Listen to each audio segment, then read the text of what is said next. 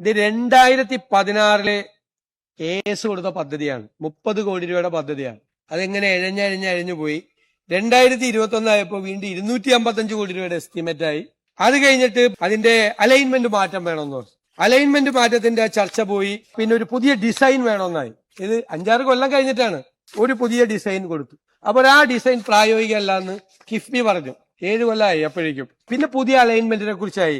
സത്യത്തിൽ 2026 2016 AS കൊടുത്ത പദ്ധതിയുടെ ഒരു DPR പോലും ഇല്ല. 10 കൊല്ലം മുമ്പ് ഭരണാനുമതി കൊടുത്ത ഒരു വർക്കിന്റെ DPR പോലും 10 കൊല്ലമായിട്ടായില്ല. നമ്മളിത് മനസ്സിലാക്കണം. അതുകൊണ്ടാണ് ഞങ്ങൾ കിഫ്ബിയെ കുറിച്ചൊക്കെ പരിശോധിക്കുമെന്ന് പറഞ്ഞത്. ഇങ്ങനെ വെള്ളാനകളാവാൻ പറ്റുമോ ഏതെങ്കിലും സ്ഥാപനത്തിന്? ഇപ്പൊ ഈ പദ്ധതിയുടെ DPR തയ്യാറാക്കിയാൽ 30 കോടി രൂപയുടെ പദ്ധതിക്ക് എത്ര കോടി രൂപയാവും? ഇത് ആരുടെ പൈസയാണിത്? ഇത് ജനങ്ങൾ കൊടുക്കുന്ന നികുതി പണമാണ്. 10 കൊല്ലം. PWD ആയിരുന്നെങ്കിലോ?